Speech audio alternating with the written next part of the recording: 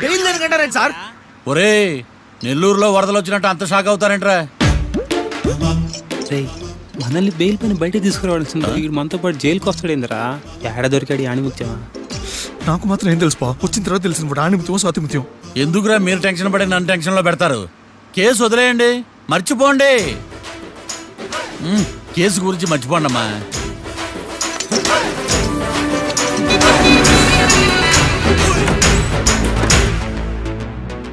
నేను నీ గురించి ఎంతో ఎక్స్పెక్ట్ చేశాను. నిన్ను నా రోల్ మోడల్ గా తీసుకున్నాను, కానీ కోర్టులో నీ పర్ఫార్మెన్సెస్ నాకు అర్థం కావట్లేదు. Role మోడలా?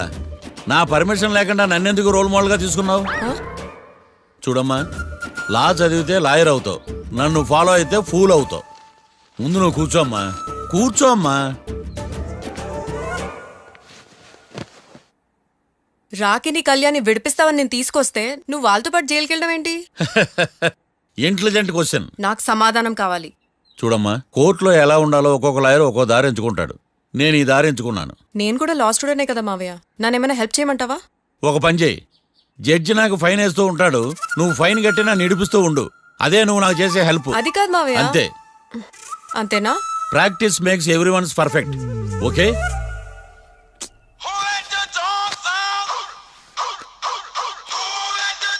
Hello, lawyer Marthand talking.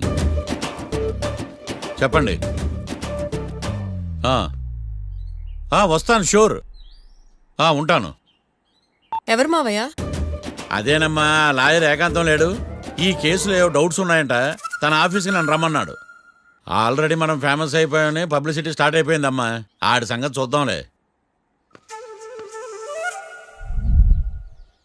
అబ్బు, బాగానే సంపాదించాడే. వచ్చారా? మా ఆఫీస్కి వచ్చిన థ్యాంక్స్ సుమి. సుమి ఏంటండి జిమ్మీలాగా? ఏయ్, జిమ్మి రమ్మి అనకండి, అపచారం. సుమి అంటే అంతా శుభం అని. అబ్బో, మీకు దైవభక్తి బాగా ఎక్కువ అన్నమాట. చాలా అండి. అసలు నేను పురోహితుడిని అవ్వాల్సిందే ప్లేటర్ని అయ్యాను. మీరు? నేను ప్లేటర్ చదివి పౌరోహిత్యం చేసుకుంటున్నానండి. అదేనా బాగా చేస్తున్నారా? ఏదో బాగానే జరుగుతుందండి. ఏంటి ఇంతకీ ఎందుకు రమ్మన్నారు? మీకు ఒక కేసు గురించి చెప్దామని. కేసా? ఎవరండి ఆవిడ? కేసు అంటే ఆవిడే ఈవిడే కదండి, కోర్టు కేసు. ఓహో, కోర్టు కేసా? చెప్పండి. మీకు ఆ కేసు గురించి చెప్తే ఆశ్చర్యంతో పులకరించిపోతారు. పులకరించిపోవటాలు పులిహోర పొట్టాల తర్వాత అండి, ముందు పాయింట్కి రండి. వస్తా. ఆ ఇద్దరు ముద్దాయలే హత్య చేశారని బల్ల గుద్ది చెప్పగలను. వాళ్ళ కాల్చిన తుపాకీ దొరికిందనుకోండి, ఈ కేసు డబుల్ స్ట్రాంగ్ అయిపోద్ది. ఏంటి మీరు సీరియస్ గా చెప్తున్నారా? నేను ఇంకా ఈ కేసు మీద పూర్తిగా ఆవహించుకోలేదండి. ఆవహించుకోవడానికి ఈ కేసు ఏమన్నా ఆత్మ ప్రేతాత్మ? ఏదో ఈ కేసు మొత్తం కన్ఫ్యూజ్ గా ఉంది సార్. దీన్ని ఎక్కడి నుంచి ఎలా ఇన్వెస్టిగేట్ చేయాలో నాకు అర్థం కావట్లేదు. మీరు ఆ 30 రోజుల్లో అన్న కరెక్ట్ గా చదివి ఉంటే ఈ కన్ఫ్యూజన్ లేకపోను. మీ కన్ఫ్యూజన్ పోగొట్టడానికే మిమ్మల్ని రమ్మన్నాను. ఏంటిది? Evidence file. Evidence file sir? నాకు దేనికి? ఈ కేసులో మీకు హెల్ప్ అవుద్ది. హెల్ప్? నాకేమైనా ముష్టి చేస్తున్నావా? ముష్ట? భిక్ష వేస్తున్నావా? భిక్షమా? ఏంటండి అంత కఠినంగా మాట్లాడుతున్నారు? కఠినంగా మాట్లాడక కవులు మాట్లాడమంటావా? రెస్పెక్ట్ ఇచ్చి మాట్లాడు. నీకు రెస్పెక్ట్ ఇచ్చేదేంట్రా? రా. అవునరా. మళ్ళీ రానా? లేకపోతే నన్నే మోసం చేద్దాం అనుకున్నావా? నిన్ను మోసం చేస్తే నాకేం వస్తుంది బొంగు? ఇక ఆపు. అసలే నీ సైలెన్సర్ కి సౌండ్ ఎక్కువ, పికప్ తక్కువ. ఎందుకు పనికిరాని ఫైల్స్ నాకు ఇస్తే ఈ కేసులో నేను ఓడిపోతానని నీ నమ్మకం. No, never. You are unprofessional fool. నన్ను ఫూల్ అంటావా? నా ఆఫీస్ నుంచి గెట్ అవుట్. మర్యాద లేకుండా గెట్ అవుట్ అంటావేంటి? గెట్ అవుట్ అవడం మర్యాదగా చెప్పడం. Get out. అభిమానంతో పిలిచి అవమానిస్తావా? ఇప్పుడు చెప్తున్నాను, రాసుకో. నీ ఇన్వెస్టిగేషన్ తప్పని, నా ఇమాజినేషన్ కరెక్ట్ అని ప్రూవ్ చేస్తాను. నేను సరదాగా వాదిస్తేనే సంవత్సరం గుర్తుంటుంది. అదే నేను సీరియస్ గా వాదిస్తే నీ కెరీర్ అంతా గుర్తుంటుంది. నా పవర్ ఏంటో నీకు తెలియదు. ఆఫీసులో పవర్ ఉన్నంత మాత్రం నువ్వు పవర్ఫుల్ అయిపోతావా? ఈ కేసులో నిన్ను ఓడించిన తర్వాత నా పేరు ప్రఖ్యాతులు మరింత వెలిగిపోతాయి. వెలిగిపోవడానికి నువ్వేమైనా ఒలింపిక్ జ్యోతివా, జీవన జ్యోతివా? ఆశా జ్యోతివి కూడా కాదు. ఏయ్, నేను ఇంతవరకు ఒక్క కేసు కూడా ఓడిపోలేదు. నేను గెలవటానికి నాకు ఇప్పటి వరకు ఒక కేసు కూడా రాలేదు. నా సర్వీస్ లో this is after all one of the cases. ఇది నాకు one and only one case. కొండ బద్దలు కూడా చెప్తున్నాను, ఈ కేసు నేనే గెలుస్తాను. నువ్వు కుండ బద్దలు కొట్టి చెప్తే నేను కుంకుడుకాయలు కొట్టి మరీ చెప్తున్నా. ఆ కాయలే పగలు కొట్టి చెప్పుకో. ఈ కేసు గెలిచేది నేనే. డియా జోడి. ఏయ్. నేను పోటీలోకి దిగినంత వరకే బారిస్టర్ని. వన్స్ దిగానంటే డిజాస్టరే. నేను కేసు వాదించడం మొదలు పెడితే ఎక్కడ ఆపాలో నాకే తెలియదు.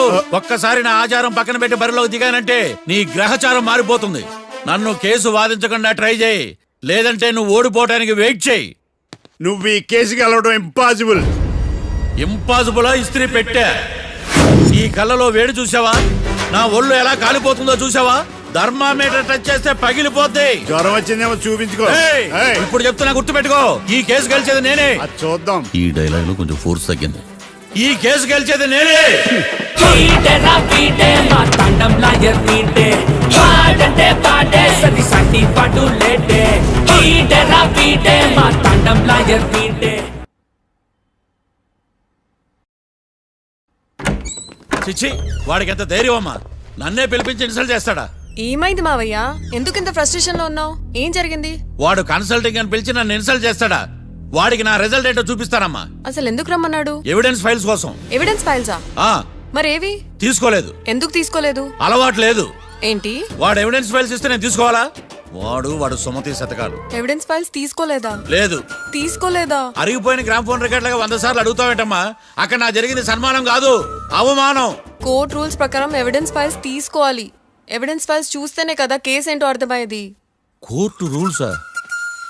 అంటే తెలిసి మళ్ళీ నేనేమైనా తప్పు చేశానా? బా మావయ్య, ఒకసారి నా జాతకం నేనే చూసుకోవాలి.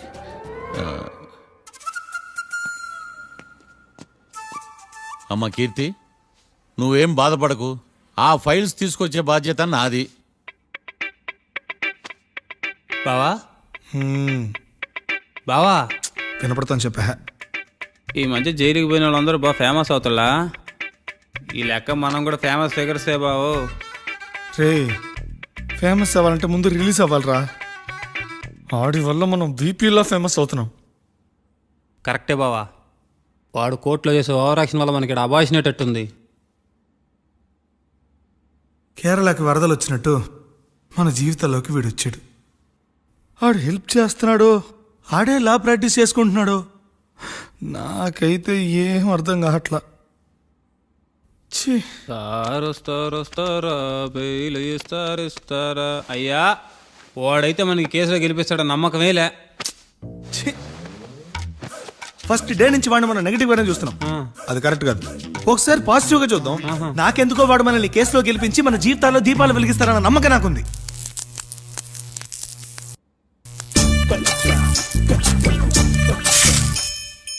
ఇదేం ట్విస్ట్ మావా? ఇంక చాలే పడుకో.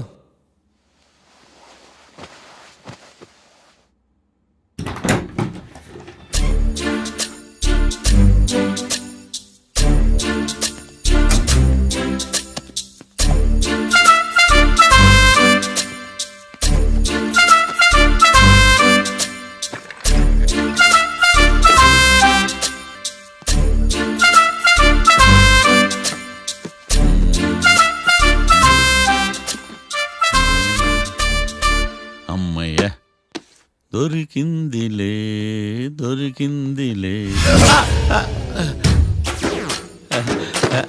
నమస్తే సార్.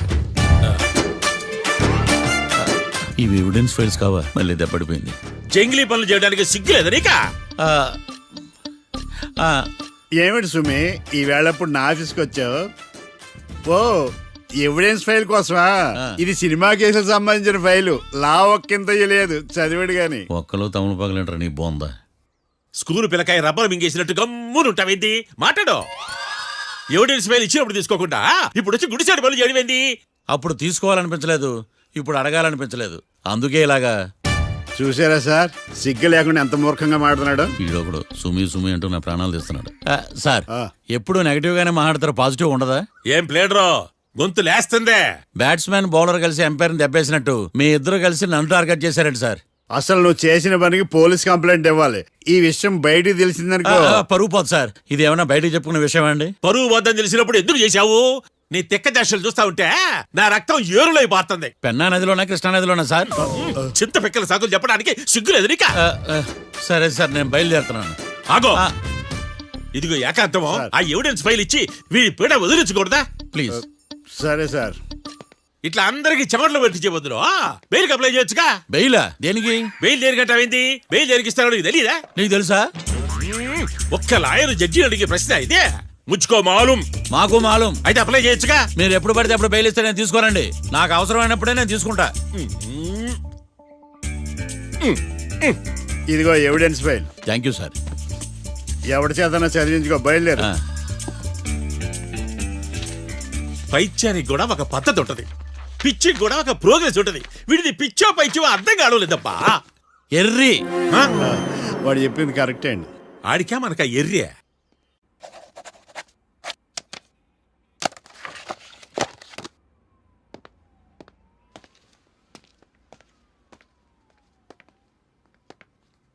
ఎవర్రా వాళ్ళు? Bank staff. ఏంటి అంత సీరియస్గా ఆలోచిస్తున్నావు? నన్ను జాబ్లో సస్పెండ్ చేశారు. వాట్? నేరం రుజువైన నిర్దోషం ప్రూవ్ అయ్యే వరకు నేను తిరిగి జాబ్లో చేరలేను. నేను తప్పకుండా కేసు నుంచి బయటకు తీసుకొస్తాను, నాది బాధ్యత. అనవసరంగా నువ్వు నా వల్ల చాలా సఫర్ అవుతున్నావు. నాకు నీ మీద ప్రేమ ఉందని గుర్తుపెట్టుకున్నాను, కానీ స్వార్థం ఉందని గుర్తించలేకపోయాను. అందుకే ఒక నిర్ణయానికి వచ్చాను. ఏంటది? మనం విడిపోదాం. వాట్? అసలు ఏం మాట్లాడుతున్నావు అర్థమవుతుందా నీకు? ఇప్పుడున్న సిచ్యువేషన్లో నేను ఈ కేసు నుంచి బయటపడతానా, అసలు బయటకు వస్తానా లేదా అన్న గ్యారంటీ లేదు. నేరం రుజువైతే ఎన్నేళ్ళు శిక్ష పడుతుందో కూడా తెలీదు. నా ఫ్యూచర్ ఎలాగో నా చేతిలో లేదు. నీ ఫ్యూచర్ రిస్క్లో పడుతున్నామని భయంగా ఉంది. ప్రేమకి భవిష్యత్తుకి మధ్యలో భయం ఒకటి ఉందని గుర్తు చేస్తున్నావా? ప్రేమ భయానికి లమ్మకపోయినా భవిష్యత్తుకి భయపడాలిగా. ప్రేమించిన అమ్మాయి కలలో చూస్తూ ప్రపోజ్ చేయడానికి రాని ధైర్యం బ్రేకప్ చెప్పడానికి మాత్రం ఎలా వస్తుంది? నా ప్రేమని సంతోషానికి కారణం అవ్వాలనుకున్నాను, కానీ అదే కన్నీళ్ళకి కారణం అవుతుంటే నేను తట్టుకోలేకపోతున్నాను. ప్రేమించిన వాళ్ళ కోసం వచ్చే కన్నీళ్లు విడిపోవడానికి కాదు, కలిసి ఉండడానికి. ప్రాబ్లమ్స్ ఉన్నప్పుడు పోరాడాలి, భయపడి పారిపోవడం ఏంట్రా?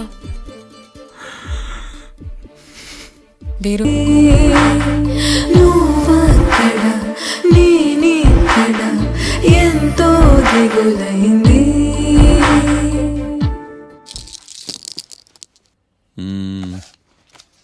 గురుడు మూడో స్థానం.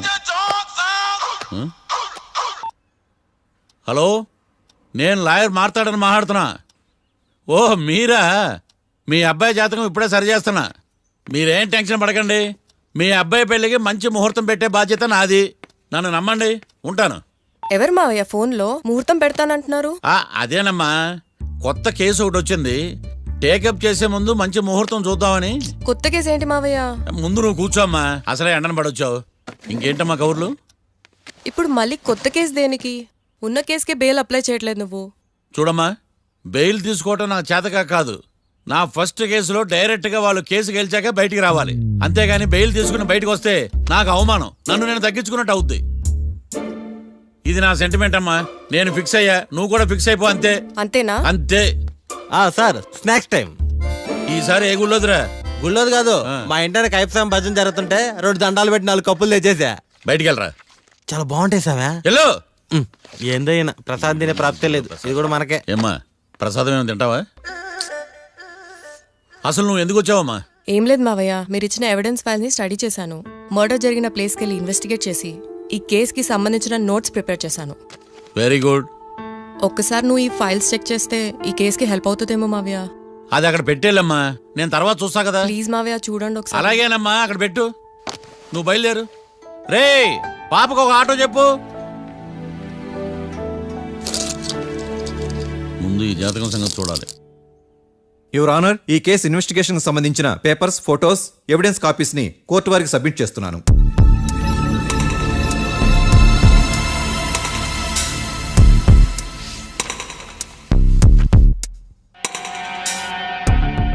యువర్ ఆనర్, ఈ ఇద్దరు ముద్దాయిలు కాట్రాజ్ సింగ్ హత్య చేసి పారిపోతుండగా 3 వ్యక్తులు చూశారు. ఆ 3 సాక్షుల్ని కోర్టులో ప్రవేశపెట్టవలసిందిగా మిమ్మల్ని కోరుకుంటున్నాను. Permission granted. భద్రం భద్రం భద్రం. మీ పేరు? భద్రం సార్. మీరు ఏం చేస్తుంటారు? నేను రైల్వే గార్డెన్ సార్. ఆ రోజు ఏం జరిగిందో కోర్టు వారికి చెప్పండి. ఆ రోజు డ్యూటీ పూర్తి చేసుకుని ఇంటికి వెళ్ళేసరికి అర్ధరాత్రి అయింది. బాగా ఆకలేసింది. మా ఆవిడ నిద్ర లేపడం ఎందుకని నేనే టిఫిన్ చేసుకుంటున్నాను కరెక్ట్ గా అదే టైంకి అదిగో వాళ్ళిద్దరున్నారే వాళ్ళు దాబాలోకి వెళ్ళడం నేను చూశాను సార్. కొంచెం సేపు తర్వాత నేను టిఫిన్ తింటున్నప్పుడు నాకు తుపాకీ కాల్చిన శబ్దం వినిపించింది. ఏమైందని టెన్షన్తో బాల్కనీ దగ్గరికి వెళ్ళి చూసేసరికి వాళ్ళిద్దరూ హడావుడిగా కారులో పారిపోయారు సార్. కార్ ఇదేనా? ఇక్కడ కార్ లేదు సార్. ఓ ఆ, ఈ కారే సార్. ఆ ఇద్దరు ఈ కారులోనే పారిపోయారు sir. Okay, you can go. రెండో సాక్షిని కూడా ప్రవేశపెట్టవలసిందిగా కోర్టు వారిని కోరుకుంటున్నాను. సుమన్. నమస్తే సార్. నమస్తే. నమస్తే సార్. నీ పేరు? సుమన్. డాబాలో వచ్చి జరిగే టైంకి నువ్వు ఎక్కడున్నావు? రోడ్డు కట్టుపక్క పని చేసుకుంటాను సార్. సడన్ గా డామ్ డామ్ అని తుపాకీతో కాల్చిన శబ్దం వినపడింది సార్. నేను కంగారు పడి డాబా వైపు చూసేసరికి ఆ ఇద్దరు కుర్రాళ్ళు డాబాలోంచి పరిగెత్తుకుంటూ వచ్చి కారెక్కి పారిపోయారు సార్. నువ్వు చూసింది ఈ కారేనా? ఈ కారే సార్. సేమ్ జిరాక్స్ ఈ కారే sir. Okay, you can go. అమ్మా, ఆ రోజు డాబాలో హత్య చేసి పారిపోయిన వాళ్ళు ఈ కోర్టులో ఉన్నారా? ఉన్నారు. వాళ్ళని గుర్తుపడతారా? అదిగో వాళ్లే. యువర్ ఆనర్, ఈ ముగ్గురు చెప్పిన సాక్ష్యాధారాల ప్రకారం వీళ్ళు నేరం చేశారని రుజువైంది. అత్యంత దారుణంగా ఓ వ్యక్తిని కాల్చి చంపినందుకు కళ్యాణ్ని, అతనికి సహకరించినందుకు రాకీని కఠినంగా శిక్షించవలసిందిగా కోర్టు వారిని కోరుకుంటున్నాను. That's all your honour. Mister defence lawyer, mister Marthandam,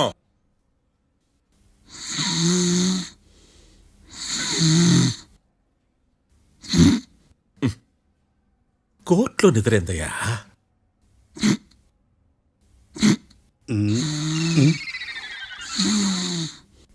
ఇతను లాయర్గా ఎందుకు పెట్టుకున్నారయ్యా? మార్తాండం గారు, మిస్టర్ మార్తాండం, చర్చి గారు వాదించమంటున్నారు. కేసు విచారించండి. సార్, ఆ ఏకాంతం చెప్పిందంతా సొల్లండి. వాడి మాటలు నమ్మకండి. That's all your honour. దీన్ని తీవ్రంగా ఖండిస్తున్నా యువర్ ఆనర్. ఇతను సొల్లు గిల్లు అని అన్పార్లమెంటరీ లాంగ్వేజ్ వాడుతున్నాడు. లా చదివాడా, ఎల్కేజీ చదివాడా? నేను కూడా తీవ్రంగా ఖండిస్తా ఉండాలి. లేవయ్యా, మీరు కూర్చోండి. సొల్లు అనే మాటను కోర్టు రికార్డుల నుంచి తొలగిస్తున్నాను. Mister Marthandam, yes sir. లేచి నిలబడవయ్యా. నువ్వు ఇంకొకసారి కోర్టులో సొల్లు మాటలు మాట్లాడావంటే నీకు నాన్ బెయిలబుల్ వారెంట్ ఇష్యూ చేస్తాను. Sorry sir. సాక్షులు ఇచ్చిన స్టేట్మెంట్స్ ప్రకారం నీకేమైనా డౌట్స్ ఉంటే నువ్వు వాళ్ళని విచారించవచ్చు. అబ్బే, వాళ్ళతో నాకు పెద్ద పరిచయం లేదండి. కానీ ఒక డౌట్ ఉంది. ఏందద్యా? వాళ్ళు నిజమైన సాక్షులా, దొంగ సాక్షులని? దొంగ సాక్షులా? ఆ, అసలు ఆ డౌట్ నీకెందుకు వచ్చింది? అదే సార్, ఆ ఏకాంతం వాళ్ళని విచారిస్తున్నప్పుడు వాళ్ళు బట్టి పట్టి మరీ చెప్తున్నారండి. బట్టి బట్టి చెప్పడం ఏంట్రా? వాళ్ళు బట్టి పట్టినట్టు నీకెలా అర్థమైంది? ఎందుకంటే నేను కూడా బట్టి పట్టి చెప్తాను కాబట్టి. ఆహా, ఇది నిజం సార్. నీ ఎర్రి ఇంకా తగ్గలేదురా. కోర్టులో నిద్రపోయినందుకు గాను డిఫెన్స్ లాయర్ మార్తాండం గారికి 3,000 రూపాయల జరిమానా మరియు 18 గంటలు జైలు రిమాండ్ విధించడమైనది. నీకు దండం రా నాయన. వీడేంద్ర రోజు జైలుకి వస్తున్నాడా? ఈ కేసును ఎల్లుండికి వాయిదా వేయడం అనేది.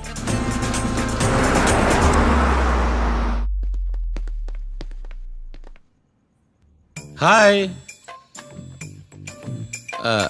అర్థమైంది. రాత్రి జైల్లోనే మిమ్మల్ని ఇద్దరిని కలుద్దాం అనుకున్నానయ్యా. కేసు గురించి బాగా స్టడీ చేయటం వలన హాయిగా నిద్ర పట్టేసింది. అందుకే కలవలేకపోయాను. కలిసి ఉండాల్సింది. కస్తీరా కప్పెట్టేసేవాళ్ళం. ఈ కేసులో సాక్ష్యాలు చాలా బలంగా ఉన్నాయ్యా. అవతల ఏకాంతం గాడు వాడు తెలివి